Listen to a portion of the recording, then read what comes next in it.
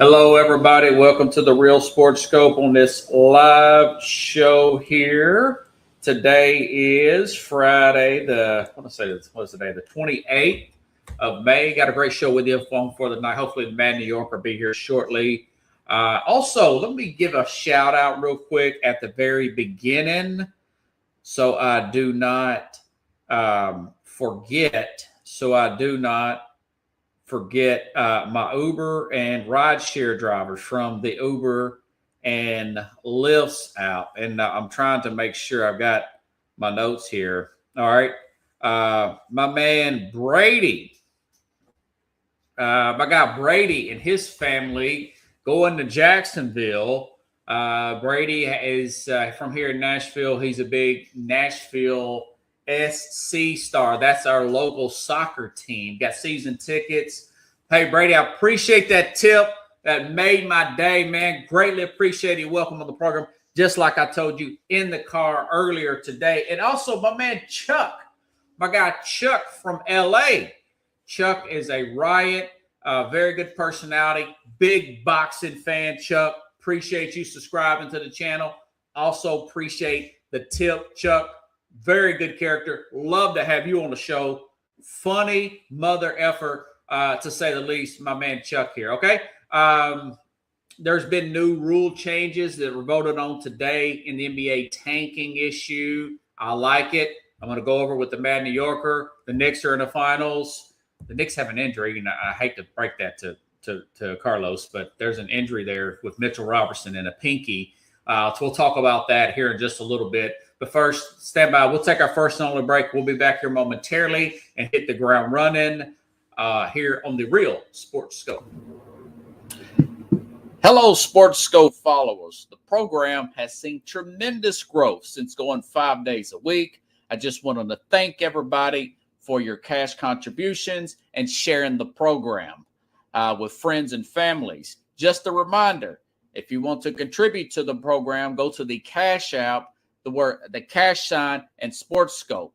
There are other ways to contribute to the program listed at the bottom of the screen. If you want to advertise on the program, go to sports, that is sports with an S, another S, scope, SKOPE, at gmail.com, just like it's listed at the bottom of the screen.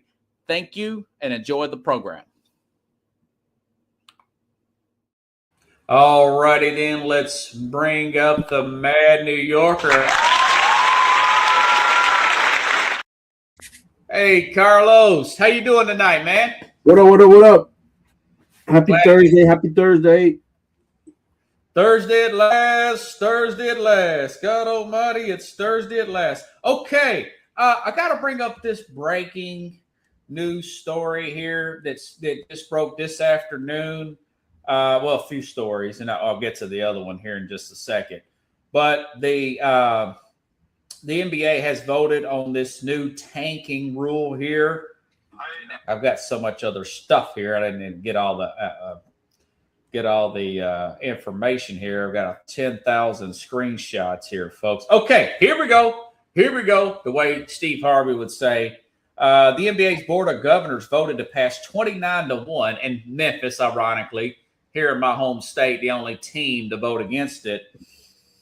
The anti-tanking lottery form, Prashant Charami, that's the guy of ESPN.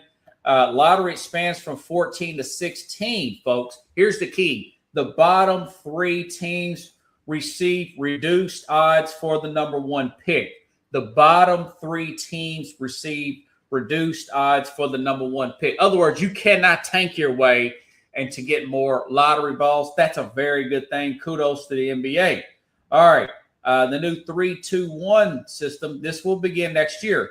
No team can win the number one pick in consecutive years. So what happens with, say, for example, like the Orlando Magic did back in the day when they got Penny Hardaway and the great Shaquille O'Neal. That can't happen again.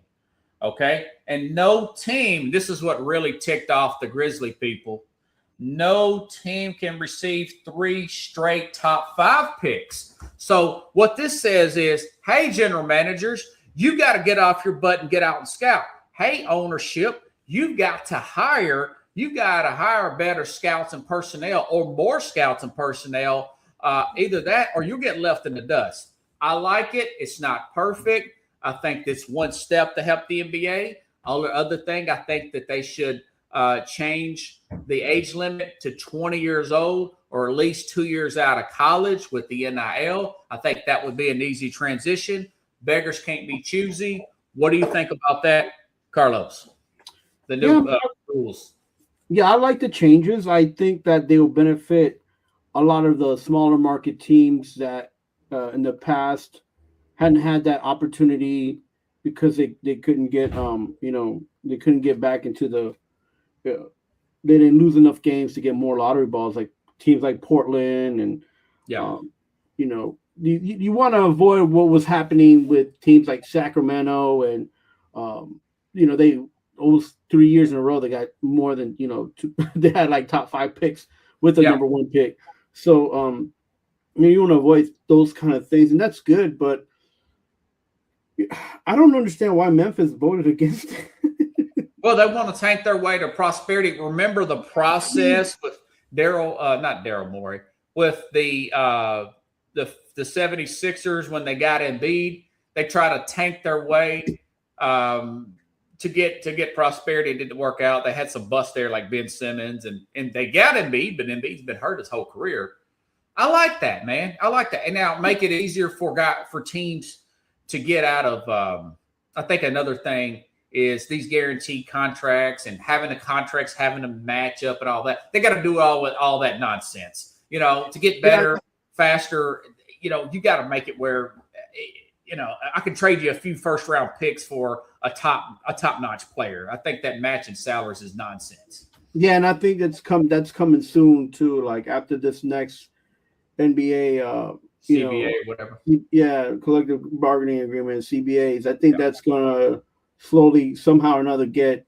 I'm not saying it's gonna disappear, but they're gonna make it something else. Like a lot of teams lose money on some of these guys that they sign and they get, they get a injury like Embiid, and then they're sitting for a season or two, and what happens is they're not tanking, they just don't have enough depth, and they paid the player way too much money, and they can't get players to recoup. I think also they should next time add these holdovers that they have from the European League and Asian leagues. Some of these draft picks that sometimes get held over. I don't like all that mess, but it's slowly getting there. And I we as fans, all we can do is like just nod our heads, clap, and say, okay, let's see what happens next year after the finals. On to the next one. I'm going a little bit out of order because there was some breaking news, and it just makes me just irritated to no end. I don't know how this happened, but the Knicks center Mitchell Robertson, according to Yahoo Sports, and of course Shams, that's ESPN guy, has suffered a broken pinky finger, and there's no timetable on his return. Game 1 of the finals will be Wednesday, June the 3rd. That really, I don't know what the extent. My opinion on that is, if you could find a way to play, put some kind of splint or whatever you want to call it, a cast, anything he can do to play, not unless there's some kind of ligament damage or nerve damage where he can't play. He's the secret weapon to beating a Spurs team. What's your thoughts about that, man? That's pretty annoying. No, just look, you got a team that has finally got rhythm going, finally playing team ball. Mitchell Robinson, of course, was getting a lot of defensive rebounds, a lot of offensive rebounds, making some blocks in there. But if I'm the coach, man, I just go with who I got on. It's been next man up anyways. Just go with the next guy up. And then the most important thing, if you have to play small ball, it's okay, because being quicker on the inside is only a benefit for you with this team, with either team you're going to play, whether it be San Antonio or Oklahoma. You got to actually match speed for speed. So being a smaller, playing a smaller team is actually going to be to your benefit. Yeah, you're going to lose, like I said, that depth that you want to get more offensive and defensive rebounds and blocks, and defense. He's a little bit of an enforcer. You lose that, but he was not going to be that big of a benefit if you have to make adjustments anyways. He causes a lot of quick fouls. Sometimes But you don't he's think that his defensive presence is that important, or you just No, are I'm you not just saying it's thinking not that. What I'm offensive saying is that standpoint? there are enough players on that team throughout the season that have been able to step up. They've been able to play without key players due to injuries, and this is part of what their mentality has changed. Right, the mentality on that team now is next man up, and they can just go forward, and they're gonna miss part of what he brings to a game, but they can make adjustments, and the adjustments that they need to make anyway were to get smaller and faster, because the teams that they're going to play are going to be running teams. So Okay. Now, the Knicks have made it to the finals first time since 1999. Is they've played so good. They've played at an astronomical level. They're playing at such a high level. At this point, would it be a disappointment if they lose the finals to an OKC or a San Antonio Spurs? if you live in New York and you bleed blue and orange, yes. If you're not from New York and you don't care, no. Here's the thing: the West has been more in the last 10 years. They've been More dominant conference. more of a better conference than the East Side, and they've been a little bit more shooter happy. They've been a little bit more like finishing games better off than some of these Eastern teams. Remember, Boston got lucky with the championship by a final shot there. So I mean, and not to take away from their championship, but so I'm not sure how much luck we got coming out from this on this side here in New York, but everything has been hard work and greediness, and that's how New York's that's how they live their life, and that's why this team means a lot to them. But I'm trying to be a realist and not just a fanboy, and I just say this: whoever comes out of the West is going to give them issues. And they've had issues with both teams this year. They didn't have an issue winning the interleague championship, but it's not the same thing, and we can't just think in our heads because we beat these teams in front of us that was enough to make that team more competitive and ready to play these either of the two teams that will come out of the West in Oklahoma or San Antonio. We just got to be real about it. It's just a different basketball, different approach, and the Knicks haven't played any teams like OKC or San Antonio in this playoffs. They just haven't. Yeah. And just another thing to throw out there, they haven't lost a game in like 31 days or 32 days or something like that. 10 straight, I want to say. And you know something? I'm with you. I said it before the season started. It'd be great to make that next step to get to the finals. But they're playing so well. It would just be a major disappointment. I mean, that game, that series, I didn't think much of the 99 series. I thought it was a rushed season. It felt kind of like an asterisk. It felt like the COVID year a little bit because they had the lockout. But 94 was the big one. A lot of talk about the OJ chase that and the OJ stuff. But, I was really disappointed because if you look at the Knicks, people that are our age and older, they gave everything they got to beat the Bulls. And then Jordan finally leaves and you think, okay, this is it. Because mind you, the Rockets were not in the finals prior to that. They beat Portland. They beat the Suns. I'm talking about the Bulls now here, and it was not the Rockets that they had to go through to get there. It's very unfortunate to beat the Lakers. The Rockets just kind of come up out of nowhere there with Keem, of course, who was actually picked over Jordan. Going back to that, but Robert Horry, man, we don't give props to Sam Cassell and Robert Horry. Big shot, Bob, who's got about 6 or 7 rings through 3 different teams. So I would be really disappointed. I'd like to see it like my man Chuck, who was Uber ride the other day. It would be good for the league if the Knicks win. Their fans are into it. The league likes it. I would like to see them win. They've got celebrities, but they're not pompous type of. They're not Lakers-like celebrities. I like your Ben Stillers of the world, and the Spike Lees and whatnot. Even Steve Sharippa, who's not an A-list guy, but he was on the hit show Sopranos. He's a huge Knicks fan. I just think it'd be good. I think it'd be good for the league. And you know what? But it'd be a major disappointment because you don't know if you're going to get back. They're actually an older team, man. If you look at Brunson, you look at Carl Anthony, they're older than the Thunder, and they're way older than the Spurs. They're old enough to be the Spurs' dad, but that's a different story. Which was my argument, even when they had Thibodeau as a coach. I was like, they got a young team. Use these guys that you just drafted. Mix it up a little bit. And then what they ended up doing was trading back and trading out some of these younger players. And I mean, it wasn't a bad thing. Brown's doing his thing. The team is, what I like is that the team has transitioned the whole season through, and they have grown and they're playing together better. I wrote an article about how if anybody's going to beat the Knicks, it's going to beat themselves.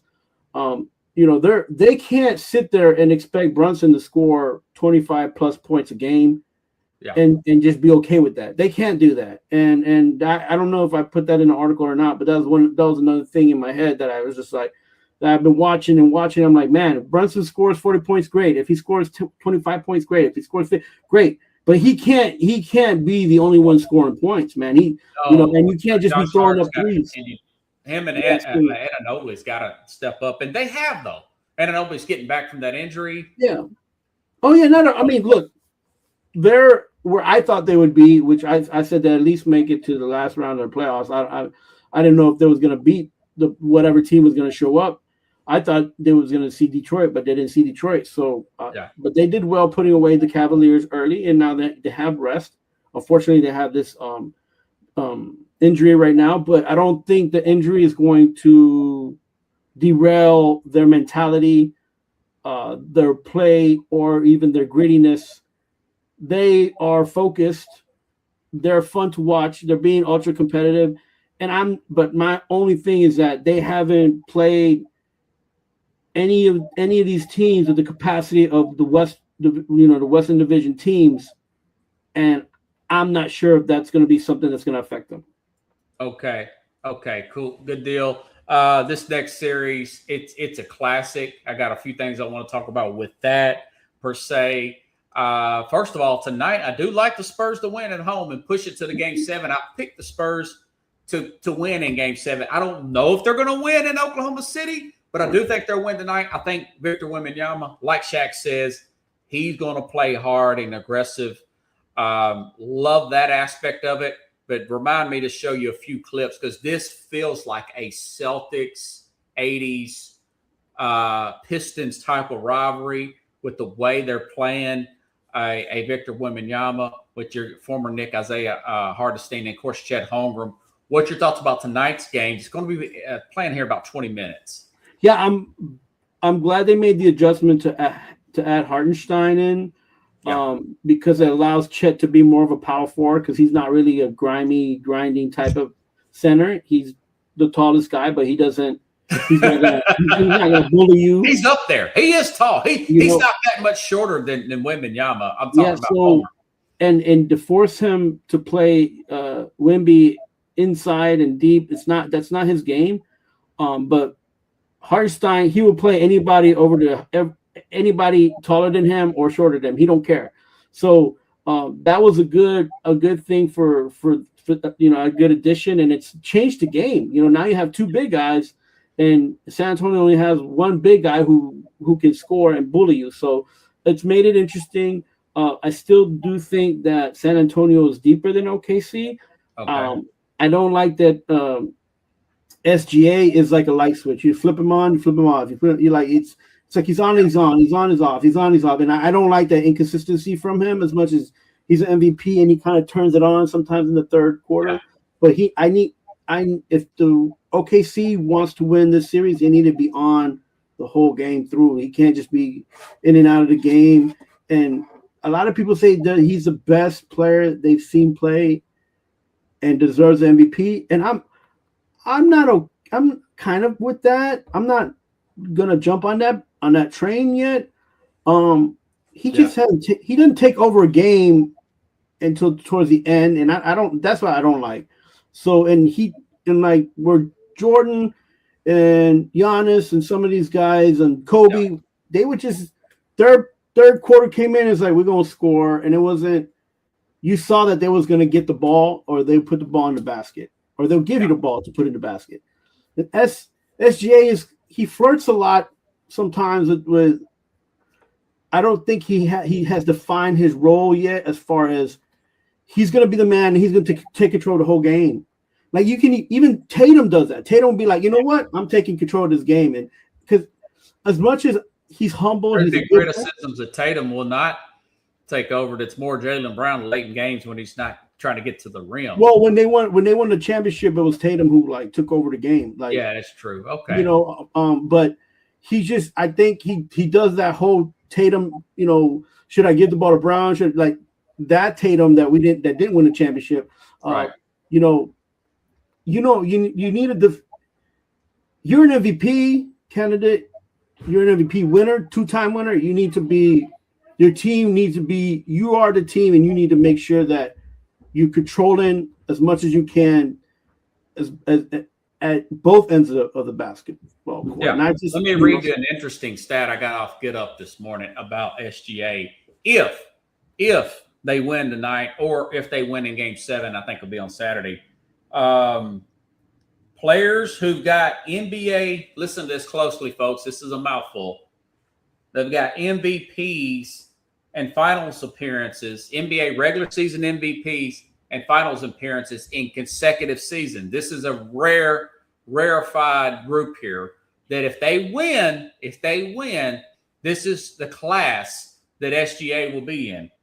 Steph Curry from 14-15 to 15-16. LeBron James from 2011 to 2012, 2012-13. Michael Jordan, 90, 91, and 91, 92. Larry Bird, 83, 84, 85, 86. And Bill Russell, 1960, 61, 62. Only one I would put even close to SGA, I would say Steph Curry. Probably won't get some blowback for this, but I always thought Steph Curry is more like he's a very good player on a great team, okay? He's the greatest three-point shooter of all time, but he's not an elite player. I think that's the same thing for SGA. As of right now, he's very young still. His resume's still growing. His career's still going. He's a very good player. What do you think about the fact that SGA could be in that class of players I just named if they get back to the finals, which we don't know if that's going to happen or not? But I think we're gonna show our age here, and ageism is going to matter here in this discussion. All good. But this is how basketball has evolved. I'm going to have to accept SGA if he makes that jump. Now, is he a Larry Bird, LeBron James, Steph Curry player? It's not that he has to be those guys. It's that he is that guy in this type of NBA play. Okay. So I got to give it to him because he's doing the job. He's doing what he has to do. But again, the job he does and what we want to see, because we've seen basketball now and this whole timeline. Yeah, 35 years. Yeah, we're like we can watch a game that's people say it's competitive, and we're just nodding our head like, just stop shooting threes, throw the ball inside. The basket's wide open. We see all the small things that they don't teach you in AAU basketball anymore. Yeah. However, we have to accept the fact that this is how the NBA is now, running around shooting threes. And SGA has catapulted his play for that type of basketball that there is. And if he gets onto this list of people, then he has earned it. And that's as fair as I can be without trying to devalue anything that any of those guys on that list or guys not on that list have done. Because when somebody said something like that, I was like, man, there's a couple players in the NBA who haven't gotten to the finals, and I could put on a list like that. Guys like Tracy McGrady, guys like I would not put McGrady. I want to say, isn't he on the NBC halftime show? No, but listen. I'm talking about Brady never won a playoff series. Yeah, I know, but it's him carrying the Raptors. It's him trying to get that team to another level. Like, you know what I'm saying? Paul Pierce, some of these guys were with the Magic, wouldn't he? You know, like he played with the Raptors too. Brett McGrady. McGrady, yeah, he started with him. Oh, okay. Go ahead. Go ahead. And then Paul Pierce, and then maybe a guy like this other guy who played for the Timberwolves, Garnett. Like, they've had seasons where they put the team on their back and had great numbers, and they're not going to be on this kind of list because they didn't get past the playoffs. They didn't had to have numbers around them. Okay, another thing I want to cover here.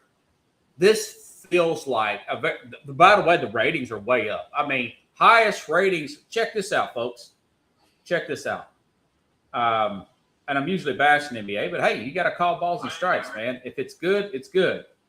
They had 10.3 million people watched Game 4. The most since 1999. Now, Jordan numbers, those are astronaut. 25, 29 million. That's 98. I don't know if they ever get back to there again. They might. But right now, so this rivalry is turning into a big rivalry, and it's very young in this. I'm talking about OKC, San Antonio. ESPN caught a clip where Wemby is sending in the goons after OKC players. I played last week, mind you. Let's do a bookmark here. I showed you on video and the audience where the OKC player is elbowing Wemby in the face here. No flagrant call there. Remember, Wemby does the flagrant. He gets kicked out of the game. Okay, here is Wemby, and I'm going to show you a comparison of how the Pistons played the Celtics, which is a great documentary. That's a Pistons documentary from back in the day. But watch this one right here. This is from the other night. Wembanyama here. Olynyk checks in as well. Fans react as Wembanyama checks out on a 4. Showtime presented by AT&T. Recap of this one. 139. I would say so. Look, everything that's going down here with the Thunder. Here's a shot. Biombo hard foul on the game. These are 2 shots.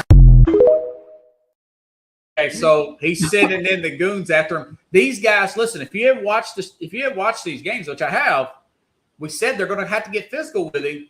They're getting up under him. They didn't show anything to Hartsting. That guy right there, McCain or whoever, they're getting up under him. They're elbowing him. We're not seeing a lot of these shots, but Wemby's feeling them.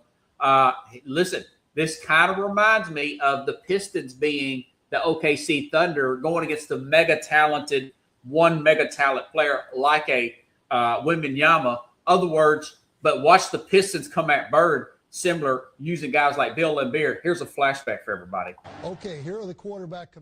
Wrong one. I got it. Hold on. Hold it. Here we go. I never really ever liked Laimbeer in any social situation. No. Yeah. And it's because he was a dirty player. The 80s, when I played, there was a lot of cheap shots. If you go back and watch the Pistons playing against Chicago, Mike and Scotty were pounded. And a lot of it happened after the whistle. Like you're going in and you get fouled, and the guy goes ahead and tries to, that's a free foul. Ricky Mahorn, he'd hit you and all that, but he'd hit you, you know you're going to get hit. Yeah. But he didn't try to maim you. Right. Bill tried to hurt you. And, he was one of them guys, you shoot a jumper, he'd try to slide his foot underneath your ankle so you twist your ankle. And that's why Parrish Did he really used to do that? If you watch any of our old games, Parrish was always twisting his ankle against the Pistons. So one time I shot a jumper and Laimbeer did it to me, and I stepped on his foot, but I stepped on a high and twisted my ankle. I don't know, a quarter or two later, he was shooting that jumper. I slid mine in there. That's the last time he ever did it. Really? Yeah. So Laimbeer, I mean, they were total bush league. Did you see that clothesline that he did? Now, nowadays, you get suspended for that, But I do think it's getting close to that. It's right there on the line. It's not that. You can see the difference. 80s basketball was like football. Yeah. No. I mean, you see the similarities, no? Yeah, I mean, yeah, and those guys right now, they're suffering of back aches and leg aches. They can't walk straight. And then you see these younger guys who just retired.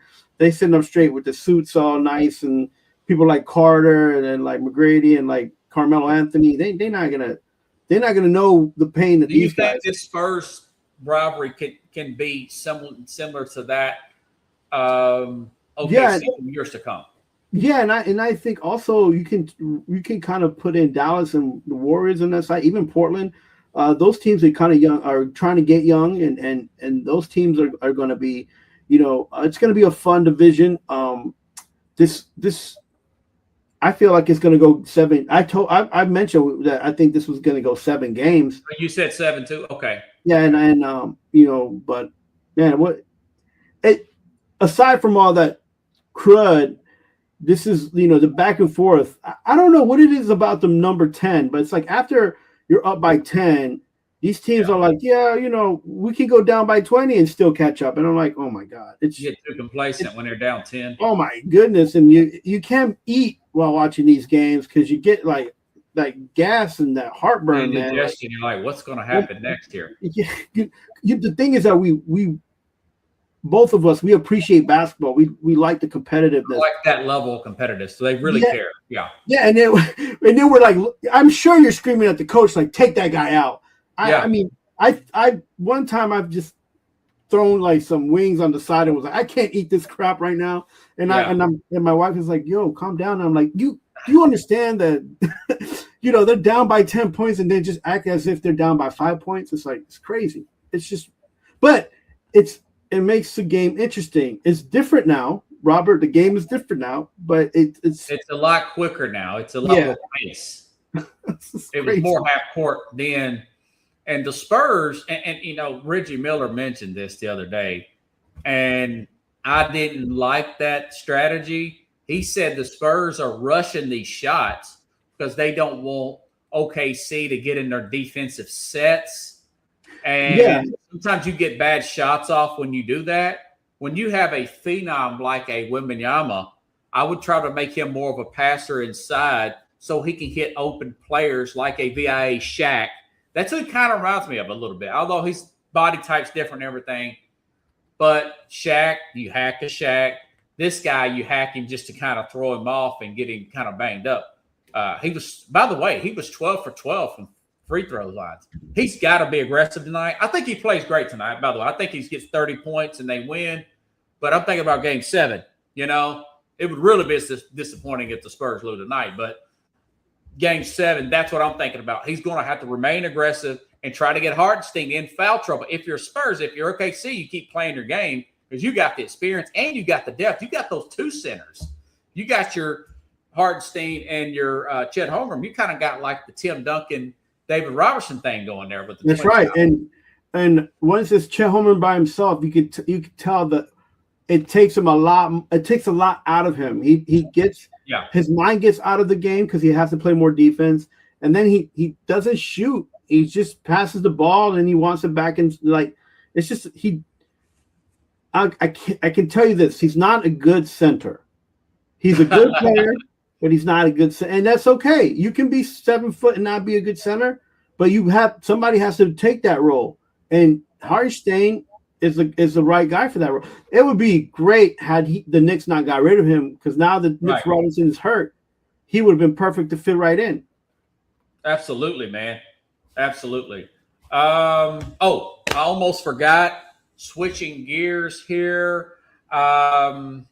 Before we run out of time, which you're doing pretty good on time, to the NFL. Okay, I made a big stink about it. I might be a little old-fashioned, but remember, this time last week, I said Jackson Dart is way too much of a celebrity quarterback. He's doing too much. This was before he came out and introduced the president. Now, listen, it's hard to turn down the president of the United States to be introduced. I understand that. But looking farther into it, he's going to the Met Gala.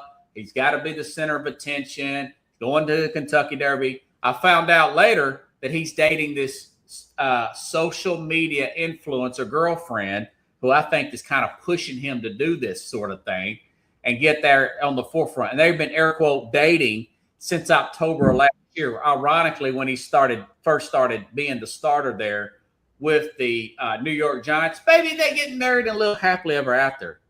But My thing is he's distracted. He is a celebrity quarterback, and I want to play this thing for you. And you tell me, is this too much, or is Bill Parcells, who put this out about 12 years ago, a little bit longer, he says his quarterback commandments. Now, the sound, Carlos, is not, in the audience, it's not very good, but you just listen closely. You'll be able to hear all of it. Listen up. Bill Parcells, I don't think he would approve of this. Okay, here are the quarterback commandments. Number 1, press or TV, agents or advisors, family or wives, friends or relatives, fans or hangers-on. Ignore them on matters of football. They don't know what's happening here. Number 2, don't forget to have fun, but don't be the class clown. Clowns and leaders don't mix. Clowns can't run a huddle. Number 3, a quarterback throws with his legs more than his arms. Squat and run. Fat quarterbacks can't avoid the rush. Number 4, know your job cold. This is not a game without errors. Keep yours to a minimum. Study. Number 5, know your own players. Who's fast? Who can catch? Who needs encouragement? Be precise. Know your opponent. Number 6, be the same guy every day. In condition, preparing to lead, studying your plan.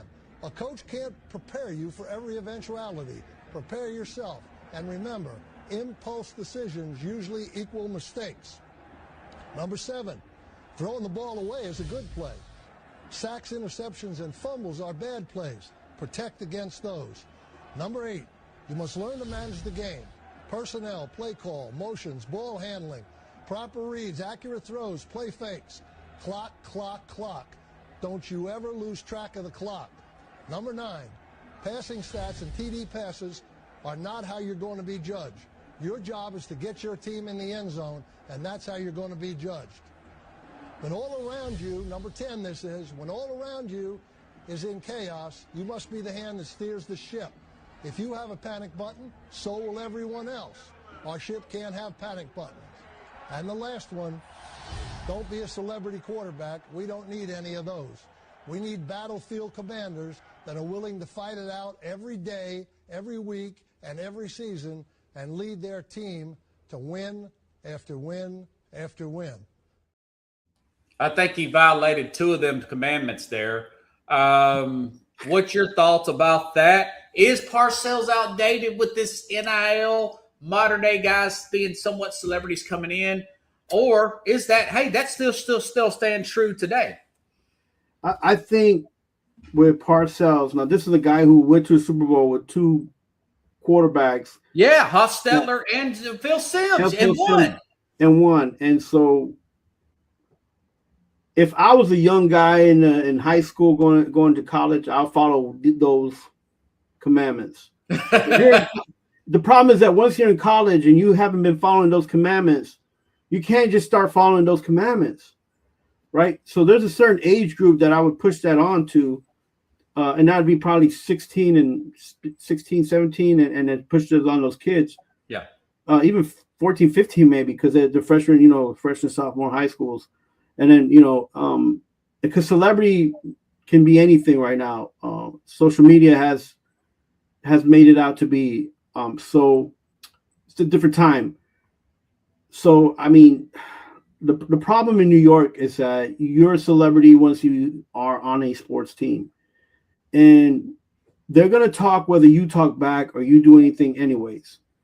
Yeah. And I think you got to be man enough and be your own person and own personality and have your own ideals and either ride the wave or you back out and just don't worry about what the weather's going to be like. Just stay inside. You think he's just riding the wave? I think he's riding the wave because I believe this, and I'm not keep saying this. Is this stuff a distraction? I think it is. He apologized. It's just who he. It's his personality. It's what he wants to be. Yeah. And because that's what he wants to be and that's who he is, it's okay. I accept that. As a fan, I accept it. Other fans have to learn how to accept that. Sometimes you have to accept people for who they are. Now, because he's that type of personality, he ain't gonna. I don't feel like he's gonna be a top 10 quarterback. I've said this a lot. I talk to people all the time. I'm like, listen, New York fans especially. let's take the latter end of the top 10 quarterbacks in the NFL. And let's just say this guy, the Chargers quarterback, what's his name? Phillip Rivers? No. Justin Herbert? Let's just say Justin Herbert is bottom of that list of the top 10, right? Let's just say he's kind of almost at the bottom. Would you want him as your quarterback or Jackson Dart? Yeah, absolutely. Good point. So, I would take him over Dart. Yeah. Right. So this is what I'm saying to you. This is why you don't have a future quarterback, because if you had to make a trade today and you take Herbert over Dart, that means that this guy is I keep telling people, you don't know who you have, but they have to build them up. New York is not a place to build up quarterbacks. It's just not. Eli Manning was like, I'm not going to San Diego. So he knew that he wanted to be in New York. Yeah. Right. And his dad was like, if you're in New York, this is what you do. And his dad helped him more than anybody, more than his brother. Because Peyton is Peyton Manning. But Eli Manning, even at the Hall of Fame speech, Michael Strahan was talking about when he got inducted to Hall of Fame. Yeah. He said there was one of the last people mentioned was Eli Manning. He said, I looked at this guy's face and I talked to him and he had no emotion. He had no response. But I knew he was going to go out there and he was going to battle with us. Right? Yeah. So this is the kind of personality you need in New York as a quarterback. And if you're high fashion, high music industry, high anything but football, you're not going to be successful. Right. Now, and there was an outlier in Joe Namath. Yeah, he did win that one Super Bowl. But you also look at guys who want to jump on getting commercials and really grasp into fame. Guys like Robert Griffin III, just players who come on the scene like that. I mean, you maybe throw in a Jim McMahon, but he had like the greatest defense of all time for 1 year with the Chicago Bears. Folks, I'm going way back to a lot of listeners probably even born yet in 1985. But he was a flashy guy, also had the headband. But most of your successful, like you just said, I'm going to clip that. That's a good quote.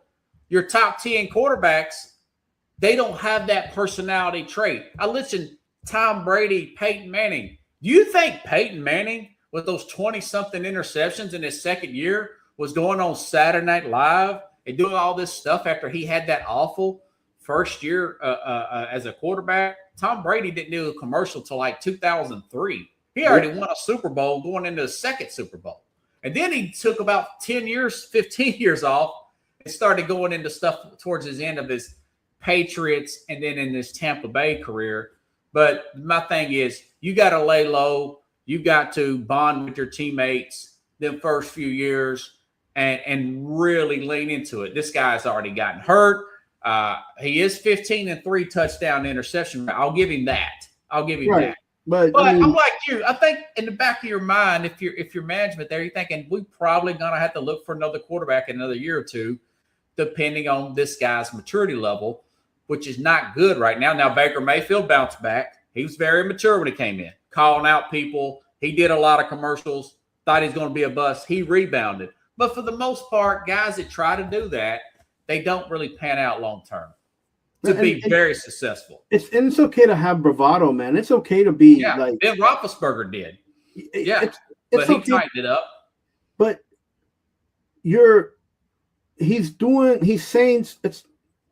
he's a Giants quarterback, but the Giants haven't won anything yet. Yeah, so. You're introducing the president, and you've played like 12 games. No, like even that. It's not like the Giants won the Super Bowl last year. Yeah, but I mean, aside from the whole this situation, I mean, he's introduced the president before, anyways, and nobody said anything. This is the second time he did it. So, he did it before? Yeah. It's just, I guess because you're the Giants quarterback. And listen, as far as like the players having to apologize. Listen, that's a total different topic there. I mean, it is his prerogative, but he does know this is an intense situation. He knows in the back of his mind that's going to be a distraction. He did it anyways. I think because of that social media influence, and I'm doing my air quotes like Chris Farley, influencer girlfriend who always got to be in the limelight. I think she I think she has a lot to do with this. Now, a lot of people ain't taking this angle, but I was like, why is this guy at the Kentucky Derby wearing these crazy stuff? Why is he at the Met Gala? I mean, and Cam Newton was another bravado guy. Well, what did Cam Newton do? He folded like a cheap suit in the Super Bowl. And we never had 2 consecutive winning seasons in a row or something like that. Look, it's tough, man. Like, I would say this, even if it's not his girlfriend, and if it's stuff that he wants to do, great. You're in New York City. You want to take advantage of being in New York City. I get it, but just just make it about football for now. And then when you start winning, and you're in the playoffs, in the Super Bowl, and you win something, then I mean, I think even you can host Saturday Night Live. Yeah, I think even Eli Manning wasn't in too many commercials until after he was an MVP Super Bowl QB. I don't. Maybe he might have been maybe in 1 or 2 for Toyota, but I think that was after he won the Super Bowl. To be honest with you. Yeah, absolutely, and that was several years, 4 years in the league. I want to say he won in 7, and he was drafted in 03 or 04. So it was a few years, not his second year in the league, But I don't think he ever went. I don't think he went to a Met Gala until after he retired. After he was close to retirement. And the Met Gala is like some of the corniest. When I was living up there, I didn't understand it then. 20 years later, I still don't understand the Met Gala. I got one more big topic, man. This Brandon Sorsby. Listen, folks, this guy, he got denied by the NCAA. I sound like a wet blanket today, but still, I'm just calling balls and strikes, okay? This is a player for who was he for? With Texas Tech here. The NCAA has denied the Texas Tech request for reinstatement for eligibility due to he's also at an inpatient care center. That's for gambling. And let me read out the actual charges. Sorsby admitted placing hundreds and cumulative thousands of bets on college football, the NFL, and other sports over the years. The NCAA updated rules mandated permanent loss of eligibility, including his own team. So that I can understand it with the betting and everything. So a lot of people talk about, he's going to go supplemental draft. This guy's really talented. Let me play. This is a audio soundbite, folks. Let me play this audio soundbite of Todd McShay, who I've got a lot of respect for. Todd McShay used to work with Mel Kiper and ESPN scouting and everything for players here, if this thing will come up. But McShay has some good stuff here on Sorsby, okay? He said, listen, this guy is extremely talented.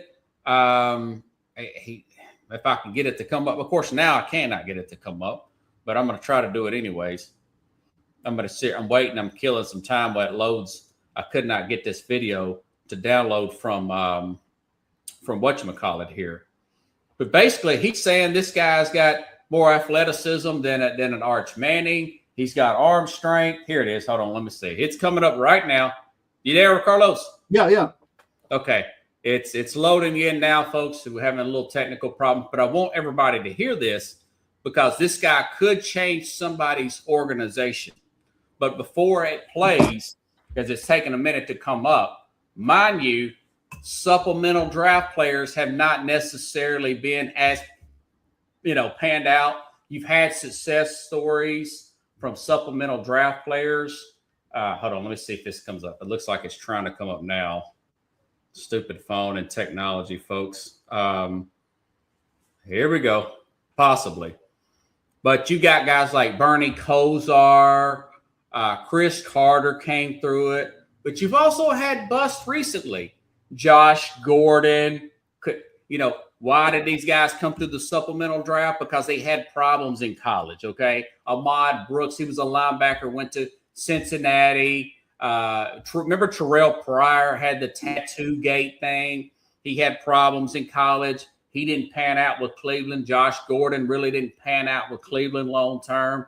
So you see the commonality. Cincinnati drafts these guys. Ahmad Brooks, the linebacker, got into some trouble, kicked off the team. Josh Gordon Terrell Pryor. You know, you're going to get a lot of guys. Okay, let's see here. Where's he at? Boy, I tell you, this stuff, when you get this stuff off here, this really, and I'm going to get it. I'm going to get it. Just bear with me, folks. I want you to hear this because McShay's got a lot of credibility. He used to work with ESPN. Now he's with The Ringer, which is Bill Simmons' thing here. And I want this thing to come up here, and I may have to just research it. Todd McShay on Brandon Sorsby. Here we go. It's coming up just a second, folks. It's just a small, quick bite here. He's got this suddenness to him. All of a sudden, the energy on the field changes when he decides, I'm taking this ball and running. And it's like this acceleration and a little bit of twitch and then power at the end of a run. You can't coach what he has, but you can coach up what he has. The league has coached up Josh Allen. The league has coached up Jalen Hurts. The league has coached up Lamar. So here's where I am. He's more physically gifted than Arch. I trust Arch more. Not even just throw out the pedigree. Make him Arch Smith. The character stuff, I've talked to Sark. I've talked to Arch myself. I trust Arch more. Sorsby's more gifted. If I'm the Browns, if we have the quarterback coach and we have the contract the right way, we have the psychologist putting a stamp on it. If we can get aligned, I think this guy's worth it. And if that's the case, I get to draft him, and I'm doing it with a first-round pick in whether it's late June or July, whenever this supplemental draft happens, if it happens. And I'm doing that because I think he's got a chance to be special. Okay, I don't think that's just a hot take. There's some truth to it. He's been talked about as one of the top quarterbacks. But like I just said, history says these guys don't work out more often than they do work out per se. But I'll say this, and I'll let you have the floor here. If you're a desperate general manager here, okay, Cleveland just fired their coach last year. They got a new head coach here. They might fire Andrew Berry, the general manager there. And you think, in the back of your mind, I'm probably going to get fired next year anyways. Why don't I roll the dice with this guy and draft him in the supplemental draft? What if your Jets tried, even though they got a new general manager, but they got a hot seat coach there? Something like that. What's your take on this Sorsby situation from 2 or 3 different perspectives? I'll let you have the floor. Go ahead. Yeah, so if he's talking about this kind of potential, if I'm Green Bay with the quarterback that I have, I'll go right away. Because this Do sounds you like spend the first round pick on this guy, a supplemental, which you'll lose it next year if you use it in this supplemental draft. That's why he talked about Arch Manning per se. You go ahead. I'm sorry. Go ahead. Yeah, I mean, and I'll do it because they have coaching staff there. They've always had culture there. And this guy's like a Brett Favre, right? This is what he's saying. He's got that twitch. He's got arm. He's got a lot of potential. And those Green Bay's a good black hole place to try to have a guy like this. I wouldn't want to see him in New Orleans. Like, look, if this was a top 20 quarterback pick, potential, and you're one of those teams that have a quarterback but need a backup, this is the guy you pick up because once everyone knows there's like I think it's like 80-something% chance that your quarterback will miss at least 2 games in the season, something like that, something crazy like that. So if I'm one of those type of teams, I get. But if I'm New York, New York don't need to touch him with a 10-foot pole, man. Let this kid go. Which New York? The Jets or the Giants? Both. Just New York isn't a place to develop quarterbacks. Period. No matter who you coach. Stick a guy with a gambling problem in New York City. That's interesting. Maybe stick him in great. I'll tell you what. If he does not go air quote first round in the supplemental draft, and you got a quarterback coach like the head coach of the Green Bay Packers, I'm not really. I'm not going to really reject that idea that you just mentioned. If you take him in the later round in the supplemental draft, he's worth, a roll of the dice there. Maybe he can be out of Jordan Love after sitting. Who's the backup for Justin Herbert? He's going to get an injury or two. Who's the backup? Yeah, and then he's working with. They've got a great offense up there, Yeah. and Or even Daniel and Jim Harbaugh, former quarterback, that can mentor him. Even Detroit, like, your quarterback isn't. He's gonna miss 1 or 2 games. Put him in a place where he can back up somebody but isn't that has a decent culture and developing. You want a quarterback. Now the Eagles like to take big chances, even though they drafted. The Eagles will probably be taking him because they don't. For some reason, they don't trust Jalen Hurts. I talked to an Eagles fan this week, and he says that he would move off Hurts in a year or so because he sees the fact that Hurts is not, taken to these. He's not taken to offenses and everything. He's got his service, and he don't know how well he's going to play without A.J. Brown, who's likely to be traded next week, by the way. Today is the 28th. He's going to be traded here in a few days after June the 1st. That'll be a big topic for next Thursday. Yeah, I wouldn't take him in the first round. That's my whole point. But I'm predicting that there's a good possibility that Sorsby, somebody who's thinking, hey, I'm going to get fired next year anyways. You know what? My family I could sure use another contract if Sorsby looks good in camp or comes in for a few games in the 2026 season and kicks butt, whether it's for one of these bad teams here I just mentioned, a Cleveland Browns or a Jets. Or maybe he can stay in Texas. He could play Houston. He could play in Dallas. It just depends on when they draft him. But you're saying you would not draft him in the first round, or you would draft him in the first round? I would get him if I'm one of those teams in need that have a good culture and a quarterback coach. New York does not. You would draft him in the first round and waste that 27 pick. I mean, what are you gonna? If you're in a team that has a starter and you need a backup, you might as well get somebody who's gonna have those kind of abilities. Right. Okay. So you really trust McShay there. By the way, 27 touchdowns, 5 interceptions last year. The last season he played. Going over his stats real quick. I've seen him play. He kind of reminds me of a Cincinnati.